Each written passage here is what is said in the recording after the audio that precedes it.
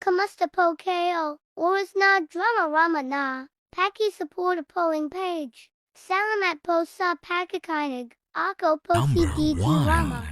Drama pa more! Barangay Love Stories.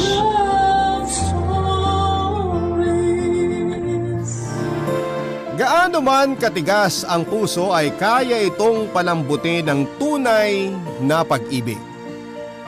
Kaya nitong tunawin maging ang bakal na puso. Wala itong laban sa pusong makulit na handang hamakin ang lahat, makuha lamang ang taong iniibig. Ikaw kapuso, kaya mo rin bang hamakin ang lahat, masunod lamang ang tinitibok ng iyong puso?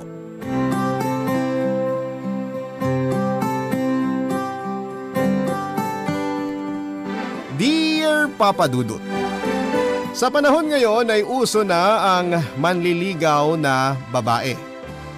Matatapang silang ipahayag ang nararamdaman nila para sa isang lalaki. Katwiran nila ay bakit hihintayin pa ang aksyon ng isang lalaki kung pwede namang manligaw ang babae. Baka nga naman kasi kapag hinintay ang lalaki na manligaw ay amagin na lamang ang pagtangi sa lalaki nang walang nangyayari. Papa Dudut, ako po si Freya, ang makulit na kasambahay ng tiyahin ko.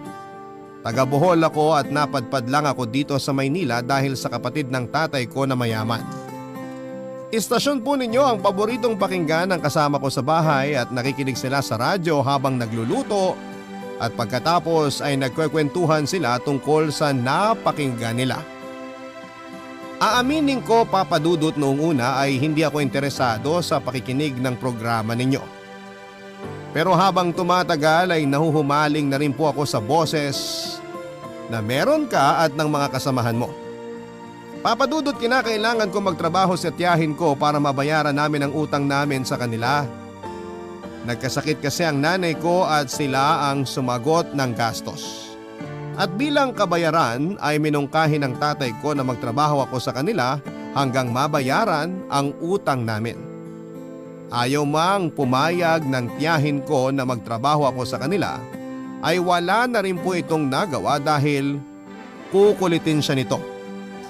Mabait naman po ang tiyahin at tiyuhin ko, Papa Dudut.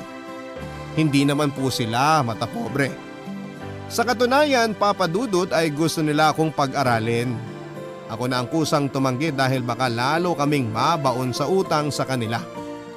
Naging masaya ang pagtira ko sa bahay ng tiyahin ko lalo na noong makilala ko po si James. Tinamaan ako kaagad sa kanya at hindi ako tumigil hanggat hindi ko siya nakilala ng lubos, Papa Dudut.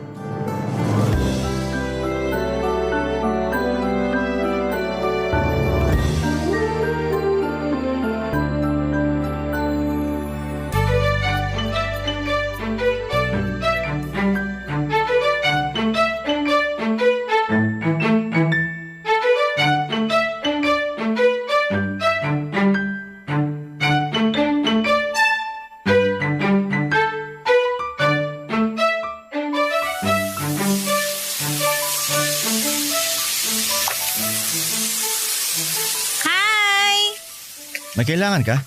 Wala naman akong kailangan. Bago lang kasi ako dito, mga 2 buwan na siguro. Oh, tapos? Pwede ba kitang makilala? Mas maganda kasi sa magkakapit-bahay kung magkakakilala sila, di ba? Ikaw ba may-ari ng bahay? Hindi, yung tiyahin ko. Pero pamangkin niya akong tunay. Ikaw ba? Anong trabaho mo dyan? Ano sa palagay mong trabaho ko? Tagapagpasaya ng puso ko! Pwede ba, miss? Kung wala kang magawa sa buhay, wag mo akong istorbohin. Marami pa akong gagawin. Freya pangalan ko. Ikaw, anong pangalan mo? Alam mo, Freya? Freya nga, no? Oo, Freya nga. Wala akong panahon na makipaglandian sa'yo o sa kahit kanino, lalo na kapag may ginagawa ako. Kung ikaw wala kang ginagawa, huwag kang mang istorbo, okay? Ito naman. Pero gusto ko yan. Gustong gusto ko ng mga ganyang kasupladong lalaki. Ako naman, ayoko sa babaeng walang hiya. Inuuna pang panlalandi sa kapitbahay kaysa magtrabaho. Porket tiyahin mo may-ari ng bahay, hindi ka pa rin dapat umaabuso. Tapos na ako sa trabaho ko, no? Kaya may time ako nakilalanin ka. Ako patapos na sa trabaho ko, kaya makakaalis ka na. Isa pa, hindi ko kailangan ng audience habang naglilinis ako ng sasakyan. Pinaglihi ka siguro ng nanay mo sa sama ng loob, no? Ang suplado mo kasi. Talo mo pa yung babaeng inuurungan na ng regla. Ganyan ka ba sa lahat ng nakakausap mo? Hindi, sa'yo lang. Hindi ko kasi gusto ang dating mo. Parang may pagkamalandi. Ay, grabe siya, oh. Nakikipagkilala lang, malandi na agad. Di mo pwedeng friendly lang? Iba yung friendly sa may ibang intensyon. Sanay na ako sa mga babaeng kagaya mo. Kung ano man ang binabalak mo, kalimutan mo na, masasaktan ka lang. Ouch, ha? Di pa ako naliligo, binabasted mo na ako kaagad. Alam mo kung ako sa'yo, aalis na ako dyan sa may gate eh. Kasi pag ako nainis sa'yo, iipitin ko talaga yung kamay mo. Umuwi ka na. Baka lalong masira ang araw ko. Umanap ka na ng ibang bubisitin mo. Wala akong panahon makipagbulahan sa'yo. Mamaya na, pagkatapos mo maglinis ng sasakyan. Nag-e-enjoy pa ako sa magandang tanawin eh. Matagal na kasing walang vitamins yung mata ko. Pag di ko pinagbigyan to, baka lumabo na. Ibang klase ka rin ano? Hindi ka man lang nahihiya. Kababae mong tao, napaka-bolera mo. Alam mo bang minus points sa mga lalaki ang ganyang klase ng babae? Wala akong pakialam. Sanay din naman ako ng 0 sa math, kaya okay lang na mag-minus-minus ka dyan. Kahit divide mo pa, wala akong pake.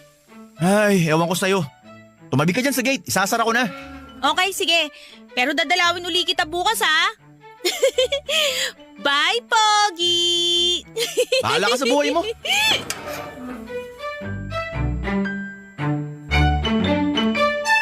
Papadudot, kinulit ko ng kinulit si James kahit paulit-ulit niya akong sinesupladuhan. Tinatawanan lamang ako ng mga kasamahan ko at baka daw sa ugali ni James ay hindi man lang ako maka first base. Na-challenge ako, Papadudot, hindi ako papayag na hindi magiging kami ni James.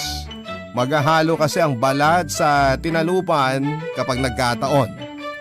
Papadudot, likas ang pagiging makulit ko. Kahit sa probinsya namin ay marami akong kaibigan dahil sa kakulitan ko. Pero ngayon ko lamang ginawa ang manligaw ng lalaki. 5 kaming magkakapatid at sa aming 5 ako lamang ang pinakamakulit sa lahat. Siguro iyon na din ang dahilan kung bakit ako ang ipinatapon ng tatay ko dito sa Maynila. Hindi lang siguro maamin ni Papa na naiingayan siya sa akin. 3 kaming babae at 2 sa kanila ay may asawa na. Ang 2 naman na lalaki ay wala pa at siyang katulong ni Papa sa bukid.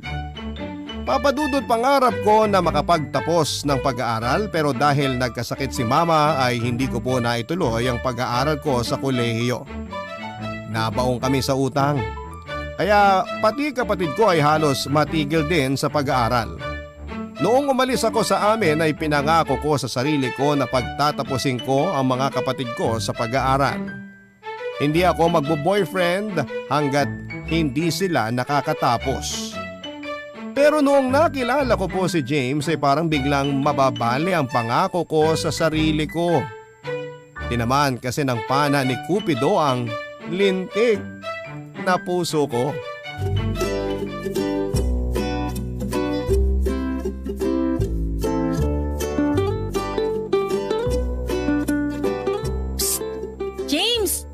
Bakit na naman? Anong kailangan mo? Busy ka? Oo, hindi mo ba nakikita? Busy ka saan? Sa pag-upo at pakikipag-chat? Ano bang pakialam mo kung nakikipag-chat ako? Wala. Wala naman pala eh. Kung balak mong mambuwisit, wag ngayon ha. Baka mamaya makita ko ng amo ko, akala naglalakwatsa ako sa trabaho. Ito naman, napakasuplado. Usap naman tayo. Wala ka bang gagawin? Ang aga-aga nang buburaot ka. Hindi ka pa nga ata nakaka-toothbrush, nandito ka na? O hindi nakatoothbrush na ako. Kung gusto mo, ikis mo pa ako eh. Pwede ba? Mangilabot ka nga. Kababaeng tao nito. Umuwi ka na. Baka hinahanap ka na ng amo mo, pati ako madami sa kalokohan mo. Pengin muna ng number mo. Hindi na oy. Baka mamaya lalo ko mawala ng katahimikan. Pag pati number ko binigay ko sa'yo. Umuwi ka na. Doon ka man buraot sa inyo. Ayos parang pusa lang na tinataboy. Sige na, pengin ang number mo. Ang kulit Ayoko nga, umuwi ka na. Alam mo, kakaganyan mo. Pag ako nag-migrate sa US, mamimiss mo ko. Talaga? Magmamigrate ka sa US? Ang galing Pakibilisan ang pagproseso ng papel mo para mapabilis ang alis mo dito. Talaga bang di mo ako gusto? Kasi ako, gustong gusto kita, promise. Usap naman tayo, sige na. Promise, pag natuloy ako papunta sa US, papadalang kita ng corned beef tsaka chocolate. May dedication pa. Wala tayong dapat pag-usapan, okay? Hindi rin ako mahilig sa corned beef at chocolate. Mananakit lang ang ipin ko dyan. Isa pa, mamaya makarating sa nililigawan ko na may iba akong kinakausap. Mabulilyaso pa ako. Alis na! Baka mamaya mapagalitan ka rin ng tiyahin mo. Ayoko madamay sa gulo ng kahit sino. Hindi ako papagalitan ng tsahin ko kasi sabi niya sa amin, kapag tapos na kami sa gawain, pwede na kaming magpahinga. Mabait yung tsahin ko kaya walang problema. Mahaba ang time natin para magkwentuhan. Wala akong mahabang oras para makipaghuntahan sa'yo. Kaya umalis ka na. Naalibad-bara na ako sa mukha mo. Araya, Paul na yan. Maganda naman ako matangkad pa, maputi, mahaba ang buhok. Kulot nga lang, di gaya ng iba. Pero pag pinariband ko to, gaganda rin to. Labas ka na dito, usap na tayo. Ang hirap kaya ng kalagayan ko dito, di ka ba naaawa sa akin? Sino ba may sabing pumunta ka rito?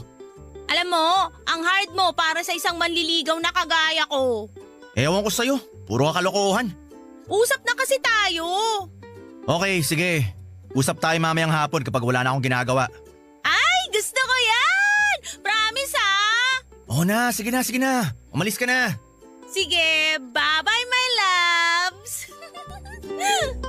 Papa Dudut, hindi ako sinipot ni James noong hapon na yon kaya inis na inis ako sa kanya. Sinuot ko pa naman ang pangmalakasang kong bestida, nagpaganda ako ng bonggang-bongga. Tapos ay hindi ako sinipot. Nanghingi pa ako ng ilang spray ng mamahaling pabango sa tiyahin ko tapos ay iinjanin lang pala niya ako. Ang saya-saya ko pa naman nung umaga tapos ay malalaman ko sa kasambahay nila na mag-out of town pala ang amo nito at 1 linggong hindi babalik. Inis na inis ako, Papa Dudut. Yung isang araw nga na hindi ko siya makita ay nami-miss ko na siya 1 linggo pa kaya. Papa Dudut, hiningi ko ang number ni James sa kasama niya pero hindi ko makuha. Ayaw nilang ibigay dahil kabilin-bilinan daw nito na huwag ibibigay ang number nito. Kahit kanino, lalo na sa akin. Lalo na ako nabuisit, Papa Dudut. Akala mo naman kung sinong masyadong paimportante. Pero Papa Dudut, kahit inis na inis ako ay hindi pa rin po ako sumuko. Alam ko na makukuha ko din ang number ng kulog na James na yon bahalang araw, Papa Dudut. Barangay Love Stories. Barangay Love Stories. Papa Dudut, dahil maabilidad akong tao ay kinaibigan ko ang isa sa mga kasambahay nila. 1 linggo kong kakaririn ng pakikipagkaibigan sa kasamahan niya. Matigas man ito ay madami namang paraan para makuha ko ang number niya. Pero matinik talaga ang mga ito. Kaya inalam ko na lamang kung sinong nililigawan ni James at kung taga saan. Kung hindi lang di naman siya mapupunta sa akin, abay hindi rin dapat siya mapunta sa ibang tao. Talo ko pa ang kontrabida sa pelikula, Papa Dudut. Ewan ko ba, tinamaan kasi talaga ako. Ganon pala ang pag-ibig. Nawawala ang kahihiyan, nagiging makapal ang muka at hindi ko na nga maubos maisip kung ano ang pumasok sa kokote ko. Ako kasi ang babae pero ako ang malakas ang loob na manligaw. Papa Dudut, ilang araw bago umuwi si James ay gumawa ako ng kalokohan. Nalaman ko kasi kung sino ang nililigawan niya. Itinuro sa akin ang kasambahay nila noong minsang nagkakwentuhan kami.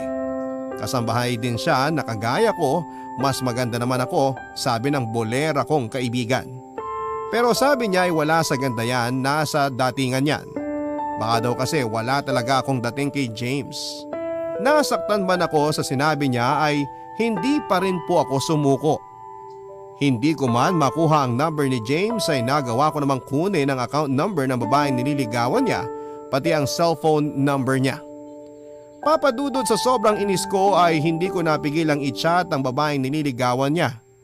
Nagpakilala ako sa kanya at sinabi ko sa kanya na huwag siyang maniniwala sa mga sinasabi ni James. Dahil nanliligaw din ito sa akin at malapit ko na ring sagutin. Sinabi ko sa kanya na balak siguro kaming pagsabayin. Napaniwala ko ang nililigawan niya, Papa Dudut. Sinabi niya sa akin na babasta rin na raw niya dahil babaero pala ito. Pagkalipas nga ng ilang araw ay umuwi na sina James at ang amo nito. Expected ko na agad na ako ang unang hahanapin nito dahil sa mga chat ko sa nililigawan niya. Hindi takot ang nararamdaman ko, Papa Dudut. Mas lamang ang excitement kesa sa takot. Nakikita ko na nakunot ang noo at kasupladuhan ang gagawin niya. At malamang sa malamang ay mapilipit nito ang dila ko sa ginawa ko, Papa Dudut.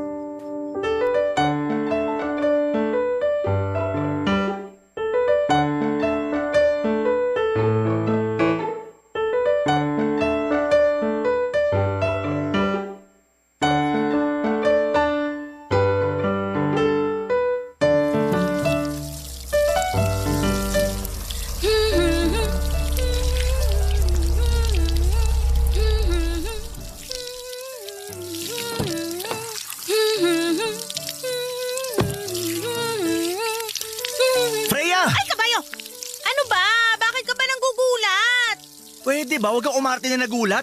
Alam ko naman na kanina ka papatanaw-tanaw sa kabila. Mag-usap tayo. Wow, ang sweet mo naman. Miss na miss mo na kaagad ako. Pagpalit ka kaya muna ng damit, my loves. Anong pinagkakakalat mo na nililigawan kita? Ay, wala akong sinasabing ganyan Sino naman nagsabi sa'yo? Eto, basahin mo. In-screenshot ko na para hindi ka makatanggi. Hindi ako yan. Nahack kasi yung account ko kanina lang. Saktong-sakto pagdating mo, nahack siya. Pwede ba? Seryoso ako. Hindi ka nakakatawa. Naku, delikado yan Tumawag na tayo ng ambulansya. Bilis! Seryoso ka na pala? Baka hindi pa ako nakakakiss, mabiyuda na agad ako. Tigilan mo na ako, pwede ba? Hindi ko na alam kung anong gagawin ko sa'yo. Ano bang pumasok sa kokote mo? Ba't sinabi mo sa kanya nililigawan kita? Hindi mo ba naiintindihan ang sinasabi ko sa'yo? May iba akong gusto. Alam mo ikaw, ang laki ng problemang binigay mo sa akin. Paano ngayon to? Aba, malay ko sa'yo. Wala akong alam dyan. Wala kang alam? Sino tong kachat nung nililigawan ko? Kamukha mo lang. Ikaw na ikaw to Account mo to. May ebidensya na tumatanggi ka pa. Ano ba talaga gusto mong mangyari, ha? May gusto akong mangyari. Kaya lang ayaw mo. Freya, walang nakakatawa. Kung gusto mo na magulong buhay, baka naman pwedeng wag mo na akong idamay. Nakakainis ka kasi. Niloko mo ako. Pinaasa mo ako. Anong niloko? Anong pinaasa? Kailan ko ginawa yun? Nung bago ka umalis, sabi mo sa akin mag-uusap tayo. Pero nung ginawa mo, iniindyan mo ako. Alam mo ba kung gaano kasakit yun sa akin, ha? Nagpaganda ako. Sinuot ko yung pangmalakasan kong bestida. Nanghingi pa ako ng 3 spray ng mamahaling pabango ng tiyahin ko. Tapos iindyanin mo lang ako? Masakit yung ginawa mo sa akin, ha? Kala mo dyan? Ang kulit mo kasi. Kaya para mapaalis kita, sinabi ko yun. Pero mali pa rin ang ginawa mo. Hindi tama na sabihin mo sa nililigawan ko na naliligaw ako sa'yo.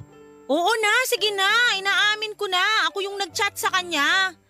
Anong gagawin ko? Mahal talaga kita Tsaka ayaw ko na may iba kang nililigawan. Gusto ko akin ka lang. Nahihibang ka na ba? Freya, hindi kita gusto. Meron akong mahal na iba.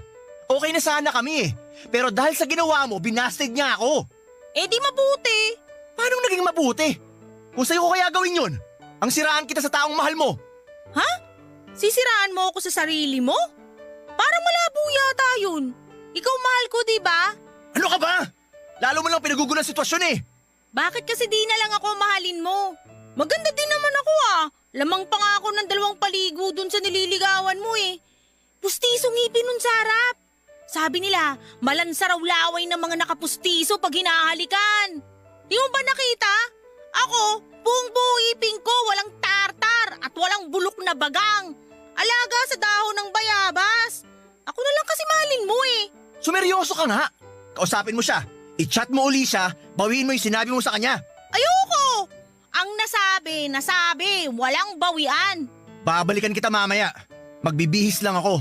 Tatawagan natin siya, sasabihin mo sa kanya ang totoo. Ewan ko sa'yo. Bahala ka sa buhay mo. Papa Dudut, nasaktan ako sa sinabi sa akin ni James.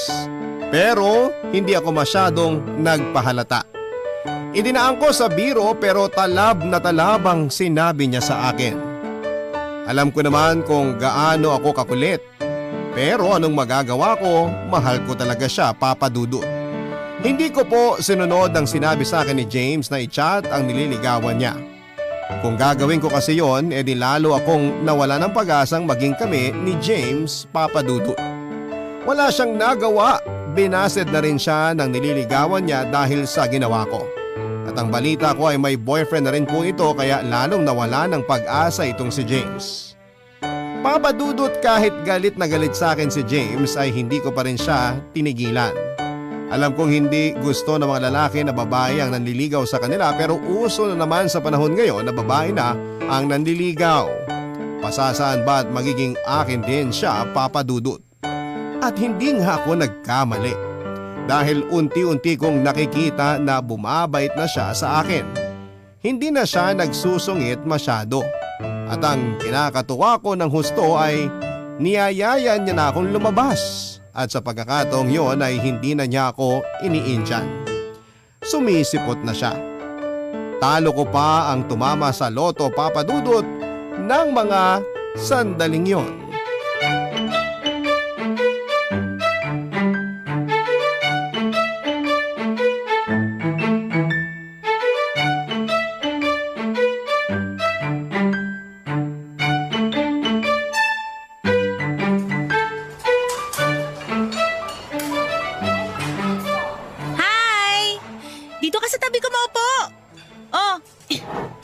Dito na lang ako sa tapat mo para makita ko mukha mo. Wow, parang gusto kong kiligin sa sinabi mo ah.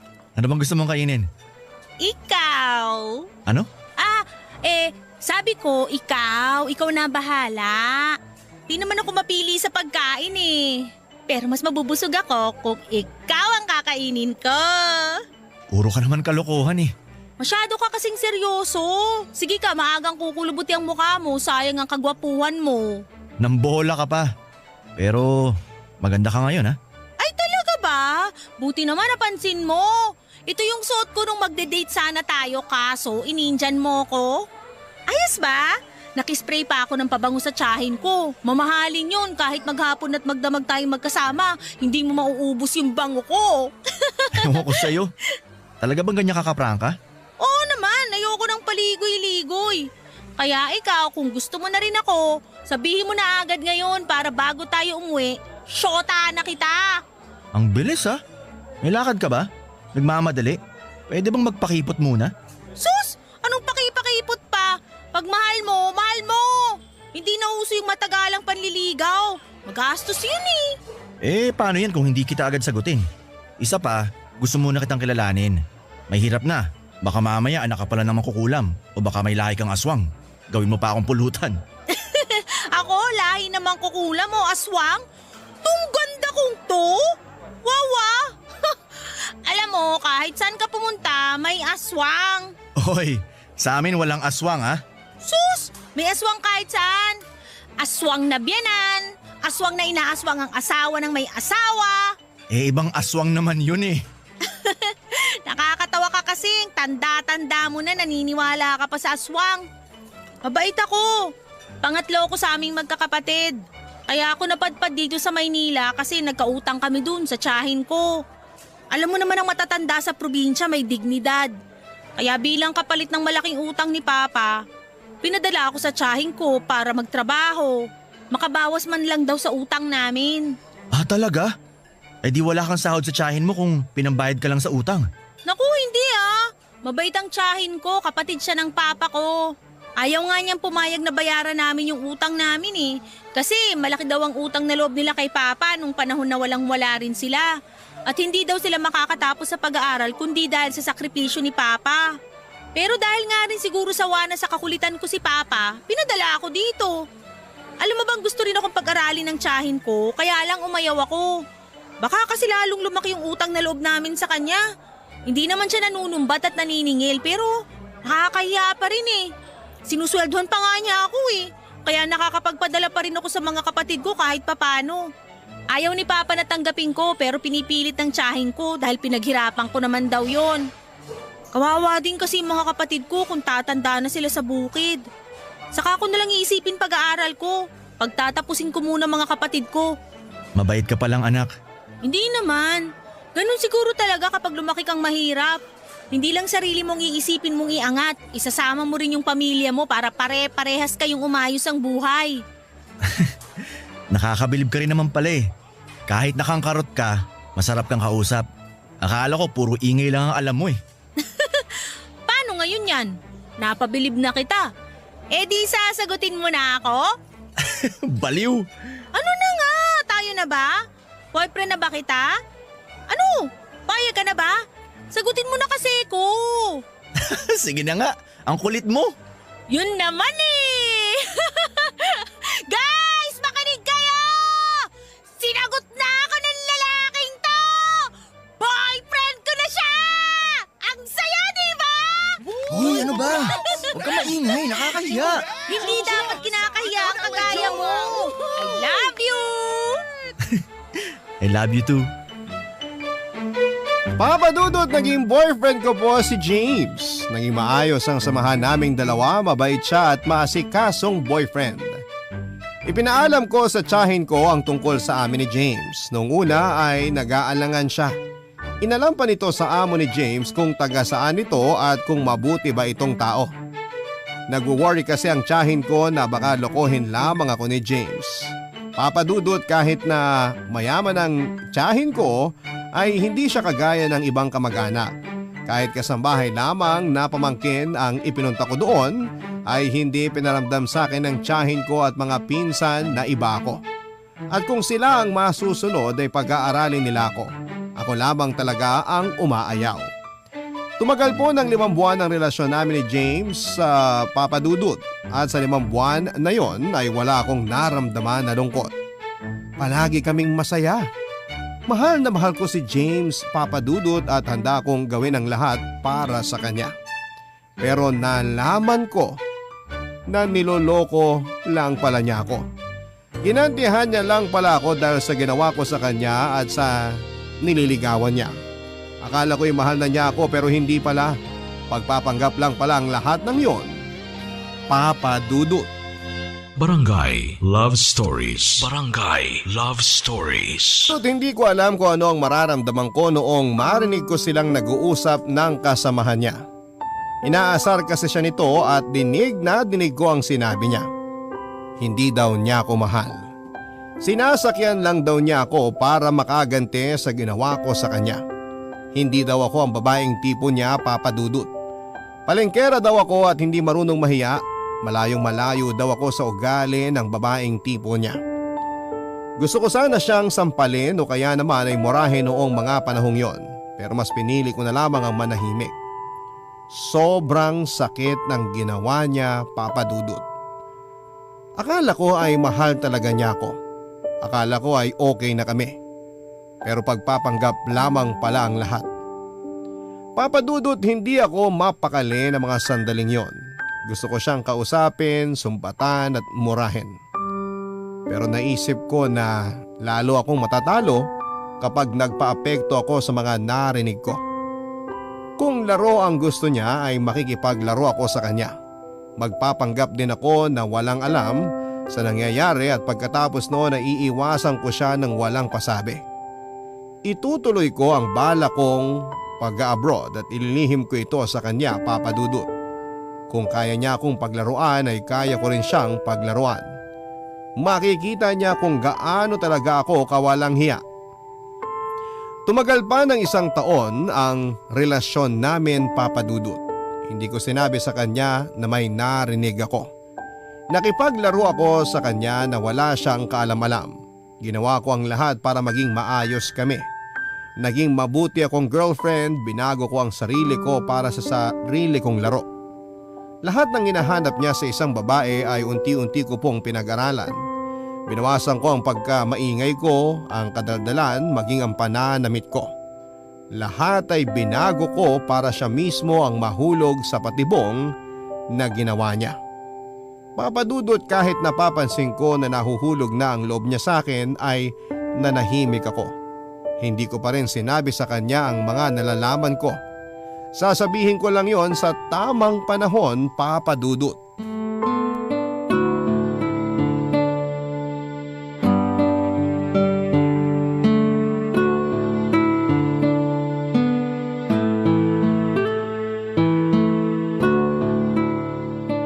Mahal, may gagawin ka ba bukas? Wala, mahal. Bakit? Magpapasama sana ako sa'yo magsimba. Pwede ka ba? Tingnan ko muna kung wala kaming lakad ni boss ha. Pag wala, samahan kita. Salamat, mahal. Walang anuman. Ano bang okasyon at magsisimba ka? Eh hindi naman linggo. May kaluluwang makasalanan lang akong kailangan ipagdasal. Ha? Bakit? Sino namatay? Ang puso ko. Baliw ka talaga. Akala ko naman kung sino namatay. Paano namatay ang puso mo? Eh masaya naman tayo. Masaya nga tayo. Kaso may nakalimutan ka naman. Sus! Wala akong nakalimutan. May regalo kaya ako sa'yo. Oh, ayan. Happy anniversary, mahal. Kiss nga kita. Mwah! I love you. Wow! Thank you sa pabulaklak, mahal. Happy anniversary. I love you too. Kala ko nakalimutan mo eh. Mag-iinarte na sana ako. Ikaw talaga? Kunwari ka pang di mo nakita yung dala kong bulaklak. Eh ang tagal mong ibigay eh. Malay ko ba kung para sa akin talaga yan? Eh kanino ko pa yan ibibigay? Siyempre sa'yo lang. Ikaw lang naman ang girlfriend ko eh. Malay ko ba?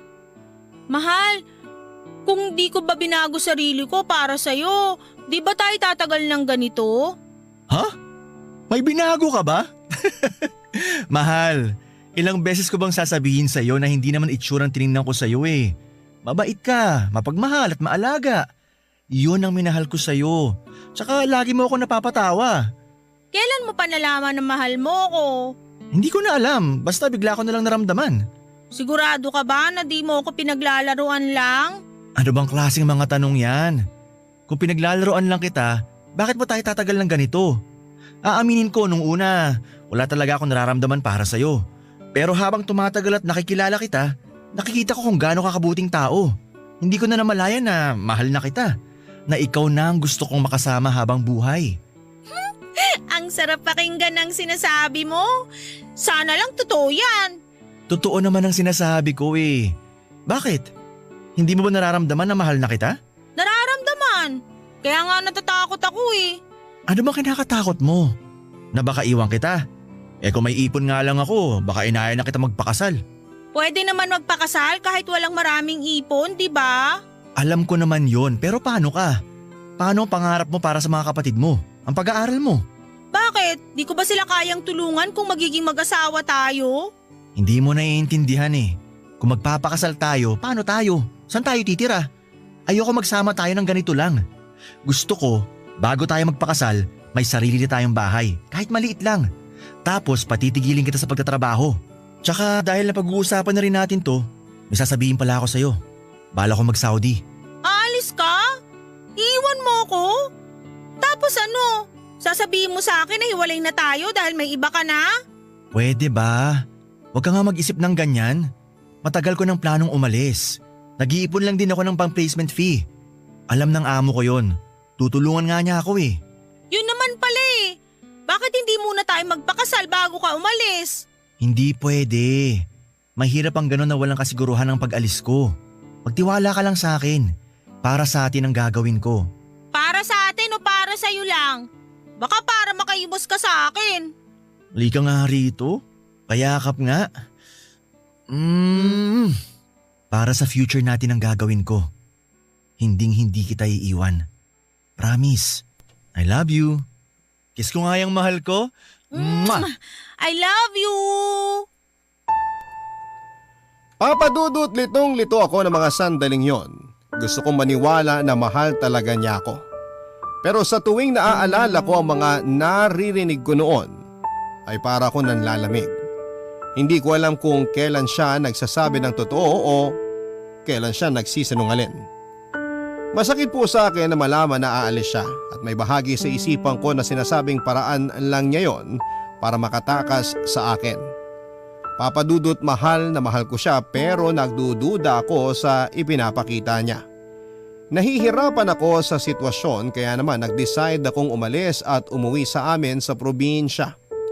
Hindi ako nagpaalam kay James. Kinausap ko na lamang si Tia na uuwi muna ako at magbabakasyon.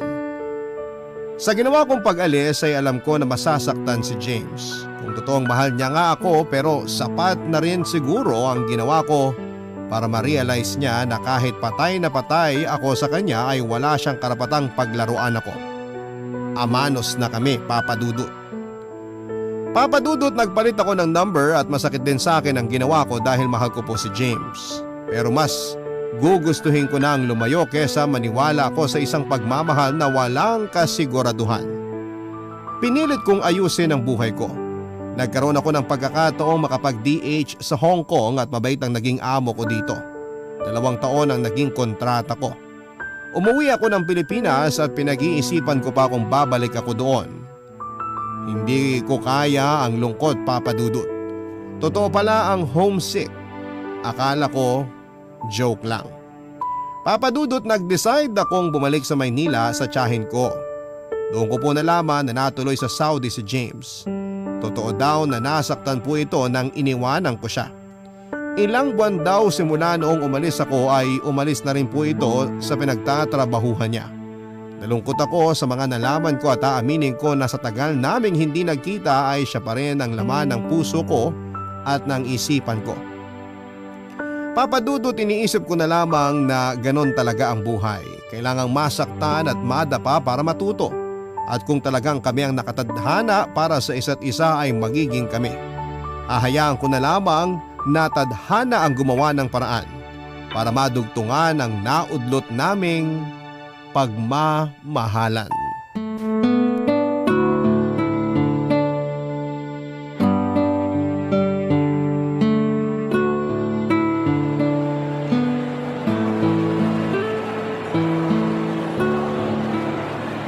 Freya? James? Freya! Payakap nga! Ay ano ba? Teka lang. Huwag mo ko yakapin, ang daming tao. Namiss kita. Saan ka ba galing? Ano ba nangyari sa'yo? Bakit mo ko iniwan? Isa-isa lang ang tanong, pwede. Kumusta ka na? Pwede ba tayo mag-usap? Tungkol saan ang pag-uusapan natin? Halika, doon tayo sa restaurant. Sige na nga.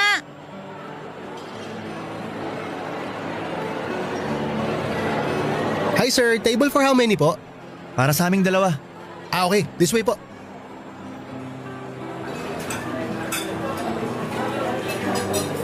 Ito po yung table niyo sir. Salamat, sir, ah. Oh, Freya, upo ka. Salamat.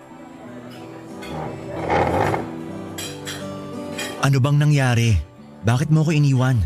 Minahal mo ba talaga ako? Ano bang klaseng tanong yan? Siyempre minahal kita. At mahal pa rin kita hanggang ngayon. Tatagal ba naman tayo nun kung hindi kita minahal? Alam mo ba kung gaano kasakit ang ginawa mo sa akin nung iwanan mo ko? Alam mo rin ba kung gaano kasakit yung narinig ko nung nag-uusap kayo ng kasama mo? Anong pag-uusap? Narinig ko kayong nag-uusap ng kasama mo nung 5 buwan pa lang tayong magkarelasyon. Narinig? Saan? Pupuntahan sana kita nun. Nakatalikod kayong dalawa. Sinadya ko na hindi magpakita sa inyo dahil narinig ko na ako yung topic nyo. Kaya dinig na dinig ko kung paano mo ako nilait at pinagtawanan. Masakit sa akin yun, no? Pero di ko pinaalam sa'yo na alam ko na ang lahat. Kaya ang sabi ko sa sarili ko, gusto mo ng laro di sasakyan kita. Yun ba? Wala lang yun. Biruan lang namin yun. Alam kasi niya na patay ka sa akin noon. Kaya ayun, biniro ko siya. Pero wala lang sa akin yun. Nararamdaman mo din naman na mahal kita, di ba? Wala lang sa'yo yon? Biro lang sa'yo? Ininda ko ng mahabang panahon yung sinabi mo tapos wala lang sa'yo yon? Biro lang? Yun lang ba ang dahilan kaya bigla kang nawala? Dapat tinanong mo ko. Dapat nagpakita ka para nalaman mo ang totoo. Hindi yung para kang bata. Basta na lang mag-aal sa balutan pag nagtatampo. Hindi simpleng tampo lang yon. Galit na galit ako sa'yo nun. Bad trip ka kasi. Kala mo porket ganito lang ako hindi na ako pwedeng masaktan? Ako naman si tanga. Kahit sira ulo ka, minahal pa rin kita. Umasa na balang araw mamahalin mo din. Pero ginood time mo lang ako. Pinaglaruan. Galit pa rin ako sa'yo. Masama pa rin ang loob ko pero walang Diyo. Hanggang ngayon mahal pa rin kita eh. Baliw ka pala eh. Alam mo bang halos masira ang ulo ko nung umalis ka? Sinabi lang sa akin ng amo ko na kung hahanapin kita, dapat may trabaho na akong maayos. Para pag nagkita tayo, may maibibigay na ako magandang buhay sa'yo. Oo, wala pa akong sariling bahay at kayamanan. Pero hindi na mahalaga sa akin yun. Dahil pwede naman nating pagtulungan ng mga bagay na yon na magkasama tayo, di ba? Pakakasalan mo na ba ako? Ayan ka na naman. Pinangungunahan na naman ako. Papaliwanag pa lang ako, nag-aaya ka na agad ng kasal. Ang bagal mo kasi. Ibig bang sabihin yan? Okay na tayo? Aba, oo naman. Niyaya na nga kita agad magpakasal eh. Pwede bang magpakipot? Wala pa akong pambili ng singsing eh. Ay nako, wala nang sing-sing-sing-sing pa. Baka mamaya makatanggi ka pa. Punta na tayo sa munisipyo, magpa-register na tayo para sa schedule ng kasal natin. Agad? Hindi ba dapat ipaalam muna natin sa tiyahin mo? Mamamanhikan muna dapat ako para hingin ng kamay mo, di ba? Ay naku, dami mong say. Eto na nga kamay ko, di ba?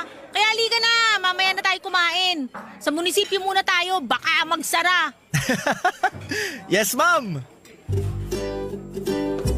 Papadudot na gulat ang tiya ko at ang papa ko nang sabihin ko na magpapakasal na po kami ni James. Akala daw nila ay wala na kami. Pero pinaliwanag ko sa kanila ang biglaan naming pagkikita at ang mabilis na pag-aaya ng kasal. Hindi na kasi kailangan patagalin, baka maudlot pa. Baka umayaw pa siya, papadudot. Si James lang ang lalaking minahal ko at mamahalin habang buhay kaya hindi ko na siya pakakawalan pa. Nagtiis ako ng 2 taon sa Hong Kong sa pag-aakalang makakalimutan ko siya. Pero nagkamali pala ako at mas nalungkot ako, mas lalo ko siyang naaalala. At ngayong nagkita kaming muli ay hindi ko na siya pinakawalan.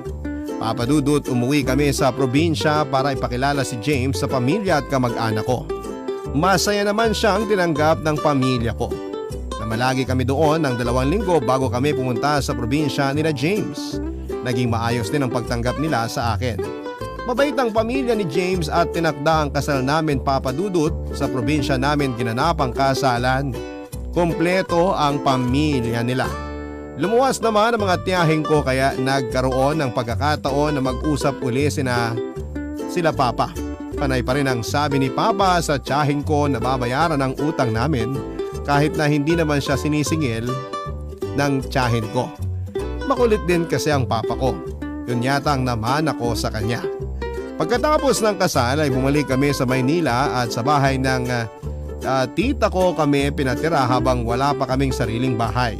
Ipinayos niya ang dati nilang bodega sa likod bahay. Tamang-tama lamang po ito para sa aming 2. Papadudot, nakaalis uli si James 6 na buwan pagkatapos ng kasal namin. 3 taon ang kontrata niya. Buntis ako noong umalis siya at nung una ay ayaw pa niyang umalis dahil unang anak namin. Tapos wala rin siya kapag nanganak ako. Pero dahil na rin sa kakailanganin namin ng pera para sa pang-araw-araw na gastusin at panganganak ko ay napilitan siyang umalis. Nahihiya naman kami kung sa tiyahing ko pa iaasa ang gastos. Nakikitira na nga kami ng libre, magiging pabigat pa ba kami? Papadudot, kahit magkalayo kami ay palagi pa rin naman kaming magka-chat at video call. Kaya para rin kaming magkasama. Maraming salamat po sa pagbasa ng liham ko, papadudot. Naway marami akong napangiti sa storya ng buhay ko. Maaring mali sa paningin ng iba ang ginawa kong panliligaw sa asawa ko. Pero kapag mahal mo ang isang tao ay kailangan mo ring sabihin sa kanya.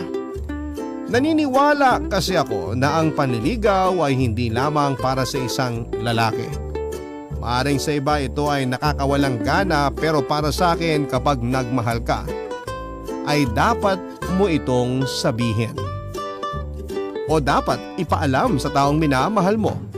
Dahil hindi mo malalaman kung may pag-asa ka o wala kung hindi mo yon susubukan. Ang inyong forever kapuso at kabarangay, Freya. Barangay Love Stories.